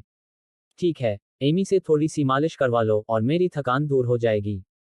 मैग मुस्कुराया, एमी को गोद में उठाया, उसे अपनी गोद में बिठाया और उसके नन्हे मुन्ने गालों को हल्के से चुटकी काटी। पिछले कुछ दिनों में खान पान में सुधार के बाद एमी का रंग रूप पहले से कहीं अधिक गुलाबी और दमकता जा रहा था। वह हर दिन नए साफ कपड़े पहनती थी और नियमित रूप से नहाती धोती थी। फटे हुए सूती कपड़े पहनकर इधर उधर भागने वाली वह चंचल बच्ची अब पूरी तरह से एक छोटी राजकुमारी में बदल गई थी। लेकिन अब जब एमी एक छोटी राजकुमारी बन चुकी थी, तो हर तरह के बुरे इरादों वाले लोगों की बुरी निगाहें उस पर टिकी रहेंगी। इसलिए मैग ने एमी को धोखाधड़ी से बचाव की बुनियादी शिक्षा देना शुरू करने का फैसला किया, वरना अगर उसकी भोली भाली और प्यारी बेटी को एक दिन कोई अगवा कर ले तो वह क्या करेगा। आज दोपहर को क्रासू फिर आया, लेकिन उस समय रेस्टोरेंट में काफी लोग खाना खा रहे थे। मैग खाना बनाने और मेहमानों को परोसने में व्यस्त थी और एमी पैसे इकट्ठा करने में लगी थी, इसलिए वह 1 घंटे से अधिक समय तक वहीं बैठा रहा और पिता पुत्री से ठीक से बात नहीं कर पाया। अंत में चुपचाप 2 कटोरी यांगजो फ्राइड राइस खाने के बाद मैग ने उसे फिर से रेस्टोरेंट से जाने के लिए कहा, यह बहाना बनाकर कि काम का समय समाप्त हो गया है। मैग यह सब जानबूझकर कर रहा था। वह आदमी एमी को मैच टावर नामक उस बड़े गड्ढे में घसीटना चाहता था और मैग को इस पर सख्त आपत्ति थी। इतना ही नहीं, साफ तौर पर मना किए जाने के बाद भी वह मिलने पर अड़ा रहा। यह अच्छी बात थी कि मैग ने उसे सीधे ब्लैकलिस्ट में नहीं डाला था। एमी, पिताजी तुमसे आगे जो भी सवाल पूछेंगे और मैं जो भी कहूंगी, उनका जवाब देने से पहले अच्छी तरह सोच लेना और फिर मेरी कही हुई बातों को अपने दिल में रखना, ठीक है? मैग ने मुस्कुराते हुए एमी से कहा। एमी ने आज्ञाकारी भाव से सिर हिलाया, लेकिन कुछ उलझन भरी निगाहों से मैग की ओर देखा। पिताजी क्या कहना चाहते थे? उनका चेहरा इतना गंभीर और इतना भावुक था। अगर कोई अजनबी आपसे कहे कि वह आपको कुछ स्वादिष्ट खाना खिलाने ले जाना चाहता है, तो आप क्या जवाब देंगी? मैग ने एमी की आंखों में देखते हुए पूछा। ठीक है। एमी की आंखें तुरंत चमक उठीं और उसने अपने छोटे हाथों से ताली बजाई। मैग का चेहरा झुर्रियों से भरा हुआ था। जवाब बिल्कुल वैसा ही था जैसा उसने सोचा था, एक खाने के शौकीन को स्वादिष्ट खाने से कोई परहेज नहीं होता। फिर भी उसने अपना चेहरा गंभीर बनाए रखा और सिर हिलाते हुए कहा, यह ठीक नहीं है। एमी, तुम्हें याद रखना चाहिए कि अजनबी तुम्हें स्वादिष्ट खाना खिलाने के लिए नहीं ले जाएंगे। और वैसे भी पिताजी के बनाए खाने से ज्यादा स्वादिष्ट और क्या हो सकता है। बिल्कुल सही, पिताजी का बनाया खाना सबसे स्वादिष्ट होता है। एमी ने सिर हिलाया। कुछ देर सोचने के बाद उसकी आंखों में चमक आ गई और उसने कहा, तो अगली बार अगर कोई मुझसे ऐसा कहेगा तो मैं उसे सीधे अपने रेस्टोरेंट में खाने के लिए बुला लूंगी। इस तरह मैं खाना भी खा लूंगी और उससे पैसे भी ले लूंगी। यह तर्क तो सचमुच अचूक है। मैग ने भौहें चढ़ा लीं। एमी की तारीफ किए बिना वह खुद को रोक नहीं पाया। सवाल बनाने वाले शिक्षक ने शायद इस तरकीब के बारे में सोचा ही नहीं था। उसने आगे पूछा, दूसरा सवाल, अगर कोई आपसे कहे कि वह आपको कुछ मजेदार खेलने ले जाना चाहता है। ठीक है। वाह, एमी ने तुरंत खुशी से सिर हिलाया। उसके चेहरे पर ऐसा भाव था मानो वह अभी तुरंत जाना चाहती हो। नहीं, नहीं, ऐसे जवाब नहीं देते। मैग ने जल्दी से अपना सिर हिलाया। एमी, जो घूमने फिरने की शौकीन थी, के लिए पूरे दिन रेस्टोरेंट में रहना मतलब बाहर जाकर खेलना था। लेकिन यह सवाल बहुत जरूरी था, वरना उसका अपहरण आसानी से हो सकता था। मैग ने एमी की तरफ देखा और गंभीरता से कहा, अगर तुम दूसरे छोटे दोस्तों या टीचर लूना के साथ खेलने जा रही हो तो ठीक है। लेकिन अगर कोई अजनबी तुमसे कहे कि वे तुम्हें खेलने ले जाना चाहते हैं या तुम्हें कुछ मजेदार और दिलचस्प दिखाना चाहते हैं तो तुम्हें मना कर देना चाहिए, क्योंकि सबसे मजेदार और दिलचस्प चीजें तो पापा के पास ही हैं। वे सब तुमसे झूठ बोल रहे हैं। अध्याय 79। मैं बड़ी होकर पिताजी से शादी करना चाहती हूँ। सच में? एमी ने मैग की तरफ देखा और थोड़ी अनिश्चितता से पूछा। बिल्कुल, यह असली है। मैग ने गंभीरता से सिर हिलाया और मन ही मन पूछा, पाक कला संवर्धन प्रणाली के देवता, आपके पास तो हर तरह के बच्चों के खिलौने होने चाहिए, है ना? पाक कला संवर्धन प्रणाली के देवता के रूप में यह प्रणाली बच्चों के खिलौनों जैसी चीजों का भंडार कभी नहीं रखेगी, प्रणाली ने न्यायसंगत भाव से उत्तर दिया। ठीक है, तो मैं कुछ सोने के सिक्के लेकर बाद में सड़क पर जाकर खरीद लूंगा। मैग का जवाब भी पूरी तरह से निर्णायक था। अच्छा। सिस्टम की आवाज थोड़ी हिचकिचाहट भरी थी और कुछ क्षण रुकने के बाद उसने कहा, भले ही स्टॉक न हो, लेकिन इस सिस्टम की ऑफलाइन खिलौना उत्पादन लाइन अभी भी मौजूद है। होस्ट को जिस भी खिलौने की जरूरत हो, यह सिस्टम 5 मिनट के भीतर उसे कस्टमाइज करके आपके घर तक मुफ्त में पहुंचा सकता है और कीमत भी उचित और वाजिब है। थोड़ी देर में कीमत तय कर लेंगे। मैग के होंठ हल्के से मुड़े, लेकिन उसकी आवाज शांत रही। फिर उसने एमी की तरफ देखकर मुस्कुराते हुए कहा, बताओ, एमी को किस तरह का खिलौना चाहिए? पिताजी तुम्हारे लिए वो बना देंगे। मैं। एमी ने अपना सिर झुकाया और कुछ देर सोचा, फिर अचानक उसकी आंखें चमक उठीं और उसने कहा, मुझे एक छोटा सा बच्चा चाहिए जो गा सके। सिस्टम, तुम इंसानों की तस्करी तो नहीं करते ना? मैग के दिमाग में सबसे पहले लिलीपुट का ख्याल आया, इसलिए उसने अवचेतन रूप से पूछा। मानव तस्करी स्वर्गिक मार्ग द्वारा स्थापित व्यवस्था के दूसरे नियम का उल्लंघन है। उल्लंघन होने पर व्यवस्था रीसेट हो जाएगी और होस्ट सीधे मिटा दिया जाएगा। सिस्टम की गंभीर आवाज गूंजी, जो लगभग किसी कृत्रिम यांत्रिक आवाज जैसी लग रही थी, जिसमें किसी भी प्रकार की भावना या बातचीत की गुंजाइश नहीं थी। इतना घबराओ मत, मैं तो बस यूं ही कह रहा था। चलो, इसके बजाय एक सुंदर संगीत बॉक्स ले लेते हैं। मैं असल में थंबेलिना के बारे में पूछना चाहता था, लेकिन ऐसा लग रहा था कि मानव तस्करी ही इस धंधे का मुख्य धंधा है, इसलिए उसने अपने शब्द रोक लिए और कुछ देर सोचने के बाद बात बदल दी। ऐसा प्रतीत होता है कि स्वर्गीय दाव ने भी इस प्रणाली में कुछ प्रतिबंधात्मक नियम जोड़ दिए हैं, जिसने मैग को रोबोटिक्स के 3 नियमों की याद दिला दी। यह कोई बुरी बात नहीं है, यह दर्शाता है कि सिस्टम का व्यवहार अभी भी सीमाओं के भीतर है, और सिस्टम में आत्म जागरूकता विकसित होने के बाद यह विभिन्न अराजक स्थितियों को जन्म नहीं देगा। बेशक, मैग पहले से ही इस बात की गणना कर रहा था कि उन तथाकथित कानूनों को धीरे धीरे व्यवस्था से कैसे हटाया जाए। स्वाभाविक रूप से, किसी भी उच्च स्तरीय उपकरण में खामियों का फायदा उठाने से पहले उसे अच्छी तरह से समझना आवश्यक है। फिलहाल, उसकी ताकत एक साधारण इंसान को हराने के लिए भी काफी नहीं है, और क्या राक्षसों की तो बात ही छोड़िए। हालांकि, जब भी कोई स्थिति उत्पन्न होती है, एमी के पीछे छिपकर और उसकी शक्ति का इस्तेमाल करके दूसरों को डराना उसे काफी संतोषजनक लगता है, फिर भी वह अंदर ही अंदर थोड़ा असहज महसूस करता है। एक पिता के रूप में अपनी बेटी के सामने खड़े होकर उसे हर मुसीबत से बचाना ही उसके लिए सबसे सुकून देने वाली स्थिति है। बेशक, वह फिलहाल शारीरिक कौशल बढ़ाने के लिए पैसे कमाने में कड़ी मेहनत कर रहा है। जब वह तलवार चलाना सीख जाएगा, तो अपने दिमाग में उन्नत तलवारबाजी की तकनीकों का इस्तेमाल करके वह अधिकांश समस्याओं को हल कर लेगा। आखिरकार, अतीत का मैजिलेक्स एक महान योद्धा था जो ड्रैगन को मार सकता था। जब तक उसके हाथ में तलवार होती थी, उसे किसी से डर नहीं लगता था। और शारीरिक गुणवत्ता अंक अर्जित करते समय, सिस्टम से अधिक आत्मरक्षा और जीवन रक्षक वस्तुएं प्राप्त करना स्वाभाविक रूप से अच्छा होगा, क्योंकि इससे सुरक्षा की भावना बढ़ेगी।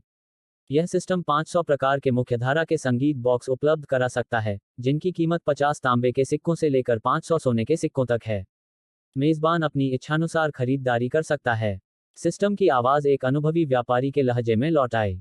मैग के मन में सैकड़ों संगीत बक्सों की तस्वीरें उभर रही थीं। 500 सोने के सिक्कों वाला संगीत बक्सा शुद्ध सोने का बना था, जिसके अंदर एक छोटी सी सुनहरी मूर्ति खड़ी थी, जो नवधनी होने का जबरदस्त आभास दे रही थी। एमी को निश्चित रूप से इस तरह का संगीत बक्सा पसंद नहीं आता, और नीचे देखने पर उसकी नज़र 50 सोने के सिक्कों की कीमत वाले एक संगीत बॉक्स पर आकर रुक गई। इसका आधार भूरे रंग की लकड़ी का था, बाहरी तरफ अर्धगोलाकार कांच का गुंबद था, और बीच में बैंगनी रंग की पोशाक पहने एक सुनहरे बालों वाली परी की आकृति थी, जिसकी ठुड्डी के नीचे एक वायलिन रखी थी। कारीगरी बेहद उत्कृष्ट थी। जमीन पर बारीक सफेद बर्फ के टुकड़ों की एक परत थी, जो मानो गिरती हुई बर्फ का दृश्य प्रस्तुत कर रही थी। इसमें 50 घुमावदार ट्रैक भी थे, और कीमत भी काफी वाजिब थी। सिस्टम, मुझे वो वायलिन बजाने वाली लड़की वाला म्यूजिक बॉक्स 50 सोने के सिक्कों में चाहिए। जल्दी से कस्टमाइजेशन शुरू करो, मैग ने सीधे कहा। क्या मेजबान भुगतान को लेकर आश्वस्त है? सिस्टम थोड़ा संदिग्ध लग रहा था। आखिरकार, अभी कुछ देर पहले ही मैग टेकआउट बॉक्स के लिए 10 तांबे के सिक्कों पर उससे मोलभाव कर रहा था, और अब 50 सोने के सिक्कों वाले म्यूजिक बॉक्स के लिए पूछने पर उसने जरा भी संकोच नहीं किया। बेवकूफ़ी है, अगर पैसा कमाना एमी पर खर्च करने के लिए नहीं है, तो यह सब व्यर्थ है। मैग ने उसकी सोच को तुरंत भांप लिया और कहा, 5 मिनट। अगर तब तक पैसा नहीं आया, तो मैं रिफंड के लिए आवेदन कर दूंगी। म्यूजिक बॉक्स का कस्टमाइजेशन जारी है, 5 मिनट में पहुंच जाएगा। भुगतान काट लिया गया है। सिस्टम ने संक्षिप्त जवाब दिया और फिर चुप हो गया। सिस्टम से बातचीत और खरीदारी, सब कुछ उसके दिमाग में ही हुआ। मैग के दृढ़ निश्चय के कारण उसने 1 मिनट से भी कम समय में खरीदारी पूरी कर ली। इसलिए एमी को लगा कि वह बस सोच रहा है। उसे लगा कि उसकी विनती कुछ ज्यादा ही हो गई है, इसलिए उसने सिर हिलाया और धीरे से कहा, पिताजी, एमी को अब गाने वाली छोटी सी गुड़िया नहीं चाहिए। अगर यह पिताजी की तरफ से कोई तोहफा है, तो एमी को यह बहुत पसंद आएगा। मैग ने समझदार एमी की तरफ देखा। कभी कभी उसे लगता था कि काश वह थोड़ी और जिद्दी होती। उसकी संवेदनशीलता दिल तोड़ने वाली थी। वह मुस्कुराया और सिर हिलाते हुए बोला, नहीं, पिताजी तुम्हारे लिए एक गाने वाली छोटी सी आकृति प्रकट करेंगे, और वह बहुत सुंदर भी होगी। लेकिन तुम्हें थोड़ा इंतजार करना होगा, इस जादू में थोड़ा समय लगता है। सच में? एमी की आंखें तुरंत चमक उठीं और वह उत्सुक हो गई। एक नन्हा सा बच्चा गाना गाएगा, कितना मजा आएगा। वह अपने पिता की बातों पर बहुत भरोसा करती थी। उन्होंने कहा था कि वे उसके लिए एक सुंदर घर बनाएंगे, और फिर उनके पास वह खूबसूरत रेस्टोरेंट था। उन्होंने कहा था कि वे उसके लिए सुंदर सुंदर छोटी छोटी पोशाकें बनाएंगे, और अब वे छोटी छोटी पोशाकें जो वह हर सुबह पहनती थी, बेहद खूबसूरत थीं। पिता ने जो कुछ भी कहा था, उन्होंने वह सब किया था। मैग ने सिर हिलाया और गंभीरता से फिर कहा, हम इस प्रतीक्षा के दौरान, एक आखिरी सवाल है। अगर दूसरे लिटिल फ्रेंड्स कहते हैं कि उन्हें एमी पसंद है, तो आपको कैसे जवाब देना चाहिए? यह सवाल शायद हर उस पिता के मन में आता होगा जिसकी एक प्यारी बेटी है। उसने बड़ी मेहनत से जो पत्ता गोभी उगाई है, अगर कोई सुअर उसे रौंद दे तो वह स्वाभाविक रूप से दुखी होगा। हालांकि एमी अभी केवल 4 साल की है और छोटी है, लेकिन स्वाभाविक रूप से ऐसी चीजों के बारे में उसे छोटी उम्र से ही अच्छी तरह से शिक्षित करने की आवश्यकता होती है। उसके वयस्क होने, अपनी खुद की एक पूर्ण विश्वदृष्टि विकसित करने और सही गलत में अंतर करने से पहले ही, वह उसके आसपास आने वाली किसी भी चिंगारी को बुझा देगा। यही एक महत्वपूर्ण कारण है कि वह अपनी शक्ति को पुनः प्राप्त करना चाहता है। जिस पिता में ड्रैगन को मारने की क्षमता हो, जब वे लोग उसे ससुर बनाना चाहें, तो उन्हें पहले यह विचार करना चाहिए कि क्या वे उसके हाथ में मौजूद भारी तलवार का सामना कर पाएंगे। मुझे बहती नाक वाले वो लोग बिल्कुल पसंद नहीं हैं। एमी ने पुराने ख्यालों वाले अंदाज में अपनी बाहें छाती पर बांध लीं। लेकिन मैग की तरफ देखते ही उसके चेहरे पर एक प्यारी सी मुस्कान आ गई और उसने खुशी खुशी गंभीरता से कहा, जब मैं बड़ी हो जाऊंगी, तो मैं पापा से शादी करना चाहती हूँ। पापा सबसे अच्छे हैं, वो जादू कर सकते हैं, स्वादिष्ट खाना बना सकते हैं और एमी को कहानियां सुना सकते हैं। इस दुनिया में पापा से बेहतर कोई नहीं है। अध्याय 80। क्या वह सचमुच गा सकती है? एमी के जवाब ने मैग को संतुष्टि से सिर हिलाने पर मजबूर कर दिया। उसकी उम्र में यह सबसे सुकून देने वाला जवाब था। एक छोटी बच्ची के लिए, जिसे अभी रोमांस की कोई समझ नहीं थी, इस तरह का भरोसा उसके लिए काफी सुखद था। भविष्य की बात करें तो, जब एमी बड़ी हो जाएगी, अगर कोई भी आवारा लड़का उसे परेशान करने की कोशिश करेगा, तो वह बस उसकी टांगें तोड़ देगा। बहस करने का कोई मतलब नहीं रहेगा। यह एक पिता का कर्तव्य है। फिलहाल, वह इस बारे में सोचना नहीं चाहता कि वह किस तरह के आदमी के भरोसे उसे सौंपेगा। 3 खुराक, निवारक दवा देने के बाद मैग को काफी राहत महसूस हुई। हालांकि, बच्चों की परवरिश का उसे वास्तव में कोई खास अनुभव नहीं था। भविष्य में जब भी कोई समस्या आएगी, उसे उसका सामना करना ही पड़ेगा।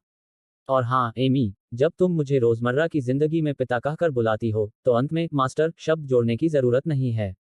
औपचारिक अवसरों पर या गंभीर बातचीत के दौरान तुम इसे जोड़ सकती हो, लेकिन रोजमर्रा की जिंदगी में बस मुझे पिता कहकर बुलाओ। मैग ने एक पल सोचने के बाद एमी की ओर देखते हुए कहा। एमी के लिए मैग उसका सबसे महत्वपूर्ण सहारा था और एकमात्र आश्रय था जो उसे हवा और बारिश से बचा सकता था। इसीलिए उसने पहले ही उसके नाम के आगे मास्टर जोड़ दिया था, जो सम्मान और औपचारिकता का भाव तो दर्शाता था, लेकिन साथ ही साथ एक दूरी का एहसास भी पैदा करता था। उसे पहले भी ऐसा महसूस हुआ था, लेकिन तब एमी थोड़ी असुरक्षित थी और मैग को डर था कि इसका जिक्र करने से उस पर बोझ पड़ेगा, इसलिए उसने खुद को रोक लिया था। अब जबकि उसने अपनी उम्र की एक छोटी दोस्त के रूप में जो आत्मविश्वास होना चाहिए, उसे पूरी तरह से पुनः प्राप्त कर लिया था। इसलिए आज की बातचीत के सुखद माहौल का लाभ उठाकर इस विषय को स्वाभाविक रूप से उठाना एक अच्छा विचार था। बेशक दिल ही दिल में मैग चाहता था कि एमी उसे पापा कहकर पुकारे, लेकिन इस दुनिया में पापा शब्द का कोई अस्तित्व ही नहीं था। एमी के लिए यह कहना शायद अटपटा लगता, इसलिए उसे दूसरे सबसे अच्छे विकल्प से ही संतोष करना पड़ा, उसे पिता कहकर पुकारना। पिताजी। एमी ने मैग की ओर थोड़ा हैरानी से देखा। उसके दिल में, चाहे अतीत हो या वर्तमान, गुरु पिता सर्वशक्तिमान और दुनिया के सबसे अद्भुत व्यक्ति थे। इसलिए उसे लगता था कि गुरु पिता ही सबसे उपयुक्त उपाधि है, और वह आशा करती थी कि वे हमेशा उसके लिए स्नेह और देखभाल करने वाले गुरु बने रहेंगे। लेकिन मास्टर फादर के चेहरे के भाव देखकर ऐसा लग रहा था कि उन्हें यह कहलाना पसंद नहीं था। अगर वह मास्टर हटा देती तो यह थोड़ा अधिक आत्मीय लगता। एमी कुछ देर तक मन ही मन सोचती रही, फिर मैग की तरफ देखकर सिर हिलाते हुए बोली, ठीक है मास्टर फादर। हम ठीक है, धीरे धीरे तुम्हें इसकी आदत हो जाएगी। मैग मुस्कुराया और एमी के बालों पर हाथ फेरा। एमी के लिए थोड़े समय में पूरी तरह बदलना तो नामुमकिन था, लेकिन यह बदलाव धीरे धीरे हो रहा था, जो अच्छी बात थी। वह एमी के करीब आना चाहता था और ऐसा इंसान बनना चाहता था जिस पर वह पूरी तरह भरोसा कर सके। सिस्टम सूचना, संगीत बॉक्स तैयार हो गया है। इसमें 4 मिनट 30 सेकंड लगे। इसे काउंटर पर दूसरे कैबिनेट में पहुंचा दिया गया है। सिस्टम मुफ्त उपहार रैपिंग सेवा प्रदान कर सकता है। क्या मेजबान को इसकी आवश्यकता है? इसी क्षण सिस्टम की आवाज सुनाई दी। बिल्कुल, मैग ने बिना सोचे समझे कहा। पैकेज खोलना और उपहार के डिब्बे खोलना, दोनों ही चीजें लोगों को खुशी देती थीं, और अच्छी पैकेजिंग उपहार के प्रति सम्मान का प्रतीक भी थी। बेशक, सबसे महत्वपूर्ण बात यह थी कि सिस्टम ने इसे मुफ्त में उपलब्ध कराया था। इस कंजूस सिस्टम ने वास्तव में पहली बार स्वेच्छा से एक निःशुल्क सेवा की पेशकश की थी, जिससे वह थोड़ा उत्सुक हो गया। ठीक है, अगर एमी आज पिताजी की कही बातें याद रखती है, तो पिताजी तुम्हें एक उपहार दें तो कैसा रहेगा? मैग मुस्कुराई। क्या वो छोटी बच्ची गा सकती है? एमी की आंखें चमक उठीं। हाँ, मैग ने सिर हिलाया। हालांकि वह कोई जीवित छोटा सा इंसान नहीं था, लेकिन वह संगीत बॉक्स निश्चित रूप से इस दुनिया में एक अनोखा खिलौना था। एमी को सब कुछ याद रहेगा, मास्टर फैक्ट।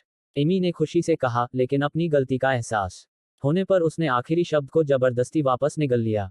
म्याओ, बदसूरत बत्तख का बच्चा, जो न जाने कितनी बार कुर्सी के चारों ओर चक्कर लगा रहा था, जमीन पर बैठ गया और अनदेखी किए जाने से नाराजगी भरे चेहरे के साथ उन दोनों की ओर देखने लगा।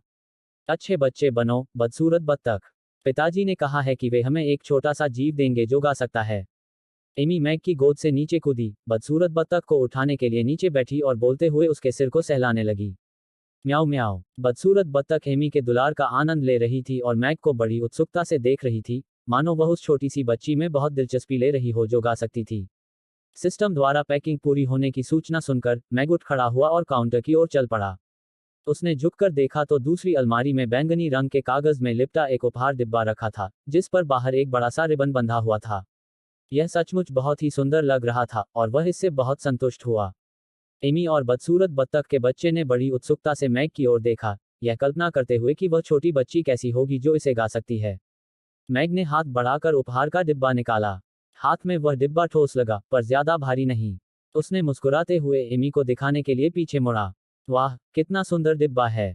गुरु पिता, क्या इसके अंदर गाने वाली नन्ही सी बच्ची छिपी है? एमी की आंखें चमक उठीं और वह आगे बढ़कर बोली। एमी को खुद ही पता चल जाएगा जब वह उपहार का डिब्बा खोलेगी। यह पापा की तरफ से तुम्हारे लिए उपहार है। मैग ने मुस्कुराते हुए कहा और डिब्बा काउंटर पर रख दिया। उसे इस बात की परवाह नहीं थी कि छोटी बच्ची उत्साह में अपना संबोधन बदलना भूल गई थी। ठीक है। एमी खुद ही ऊंची कुर्सी पर चढ़ गई, बदसूरत बत्तख के बच्चे को सावधानी से काउंटर पर रखा, कुछ देर तक बैंगनी उपहार के डिब्बे को देखती रही, फिर कुछ झिझक के साथ मैग की ओर देखा। पिताजी, लेकिन यह डिब्बा बहुत सुंदर है। एमी इसे खोलने की हिम्मत नहीं कर पा रही है। मैग मुस्कुराया। उसे उम्मीद नहीं थी कि एक सुंदर उपहार का डिब्बा एमी के लिए इतनी दुविधा पैदा कर देगा। उसने मुस्कुराते हुए एमी के सिर पर हाथ फेरा और कहा, हालांकि डिब्बा सुंदर है, लेकिन यह तो सिर्फ उपहार रखने के लिए है। इसके अंदर जो नन्ही सी बच्ची गा सकती है, वह हमारी एमी का इंतजार कर रही है कि वह उसकी अच्छी दोस्त बन जाए। अकेले डिब्बे में बंद होकर वो बहुत डरी हुई होगी। ठीक है, मैं उसे अभी बचाती हूँ। यह सुनकर एमी की निगाहें तुरंत दृढ़ हो गईं। उसने क्षमा मांगते हुए डिब्बे की ओर देखा और कहा, माफ करना डिब्बे, मुझे इस नन्ही बच्ची को बचाने के लिए तुम्हें फाड़ना पड़ेगा। मैग के मार्गदर्शन में एमी ने सफलतापूर्वक रैपिंग पेपर को फाड़ दिया, फिर सावधानीपूर्वक उस बॉक्स को उठाया जो उल्टा पड़ा था, जिससे अंदर रखा हुआ संगीत बॉक्स दिखाई दिया। भूरे रंग की लकड़ी का आधार बेहद उच्च गुणवत्ता का प्रतीत होता था और उस पर दो सुंदर मोहिनियां फूल उकेरे गए थे। आधार से एक अर्धगोलाकार कांच का आवरण जुड़ा हुआ था।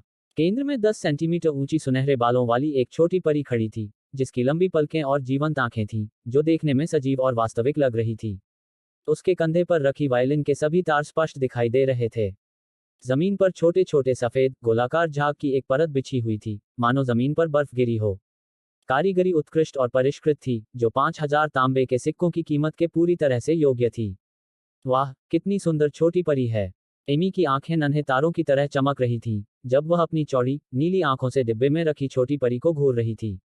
म्याऊं म्याऊं। बदसूरत बत्तख का बच्चा भी रेंगता हुआ आया और अपना छोटा सा सिर झुकाकर अंदर बैठी नन्ही सी बच्ची को देखने लगा। उसकी आंखों में जिज्ञासा भरी थी।